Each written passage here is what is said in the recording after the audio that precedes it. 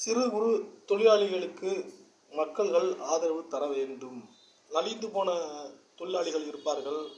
அவர்களிடம் சென்று உங்களது தேவைகளை பூர்த்தி செய்து கொள்ளுங்கள். ஒர்க் ஷாப் செட்டு போட்டு உட்காந்துருப்பாங்க. அவங்கக்கிட்ட கொண்டு போய் உங்களது பைக்குகளை சர்வீஸ் பாருங்கள். போய் பெரிய பெரிய ஷோரூமில் கொண்டு போய் உங்கள் பைக்கை சர்வீஸ் பார்க்காதீங்க. உங்கள் பணமும் அதிகமாக செலவாகும். அந்த வேலையும் நல்லா இருக்காது, தெளிவாக இருக்காது. ஜிஎஸ்டி வரி, அந்த வரி, இந்த வரின்னு போட்டு உங்கள் பணத்தை அதிகமாக பிடிங்கிடுவான். இதே இது எங்களை மாதிரி ஒரு இல்லாத ஏழைகளிடம் போய் உங்களது பைக்குகளை சர்வீஸ் பாருங்கள். உங்களுடைய பணமும் மிச்சமாகும், உங்களுடைய பைக்கும் சுத்தமாக இருக்கும், வேலையும் கிளியராக இருக்கும், அவங்களும் நல்லா வாழ்ந்த மாதிரி இருக்கும்.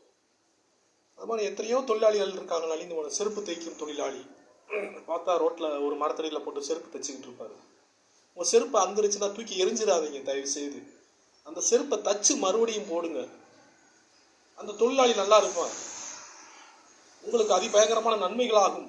இறைவன் மேற்கொண்டு உங்களுக்கு இறைவன் பரக்கத்தையும் ரகுமத்தையும் இறக்கி கொண்டே இருப்பான் இவ்வுலகில். இதே ஒரு சூப்பர் மார்க்கெட்டுக்கு போனோம்னு நினச்சிக்கோங்களேன். இப்போ சின்ன கடை, சின்ன பலசர கடை இருக்குது, பக்கத்தில் மளிகை ஜாமான் கடை இருக்குது, சின்ன கடை. அந்த கடையில் போய் 10 ரூபா கொடுத்து ஒரு ஜாமான் வாங்கினீங்கன்னா மீதம் 3 ரூபா இருந்துச்சுன்னா 3 ரூபாய் அந்த தொழிலாளி கொடுத்து விடுவார். இதே இது மாலுக்கு போங்க, இதே இது சூப்பர் மார்க்கெட்டுக்கு போங்க, 3 ரூபா சில்லறை இருந்தால் கொடுக்க மாட்டான் திருடன். பெரிய திருட்டு பய அமிக்கிடுவான். 3 ரூபாயை அமிக்கிட்டு ஜாக்லேட் கொடுத்துருவான் அந்த 3 ரூபாய்க்கு. வியாபார தந்திரம், ஹராமான வேலை இது. அதனால 3 ரூபாய்க்கு கேட்டு வாங்குங்க, கேளுங்க. நான் கேட்டேன், இதே தான் மாலுக்கு போனேன். 2 ரூபா பேலன்ஸ், மீது பேலன்ஸு 2 ரூபாய்க்கு சாக்லேட் கொடுத்தாரு.